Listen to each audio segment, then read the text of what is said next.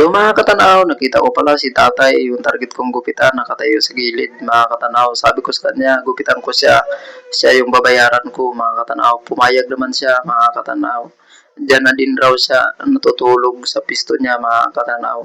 Kaya deserve niya na magupitan natin siya sa umagang ito mga katanaw. Ito mga katanaw ay dito lang pala to sa Valenzuela mga katanaw, sa malapit sa Bibi mga katanaw, papuntang monumento mga katanaw. Siyempre mga katanaw, ginupitan na natin si tatay mga katanaw.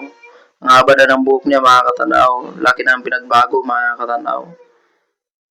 Siyempre mga katanaw, linisan na din natin yung kilay ni tatay kasi mahaba na mga katanaw, at saka tanggalan na din natin ng balbas mga katanaw.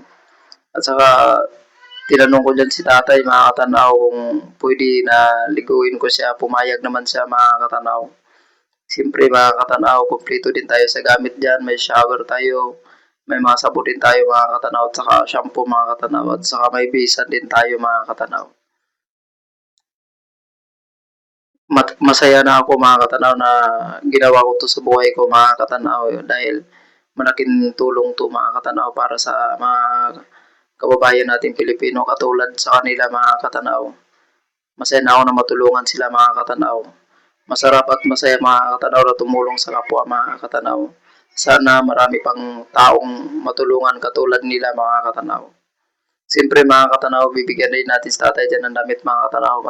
Natapos nilang maligo mga katanaw, kaya nagbibihis na siya mga katanaw. Ayan nga mga katanaw, tapos na siya magbihis mga katanaw. Kaya bibigyan na din natin si tatay ng kunting tulong mga katanaw, at saka pagkain mga katanaw. Kitang-kita nga sa mukha ni tatay mga katanaw na sobrang saya mga katanaw na laging pinagbago niya. Siyempre mga katanaw, salamat sa iyong suporta mga katanaw, sa iyong panonood.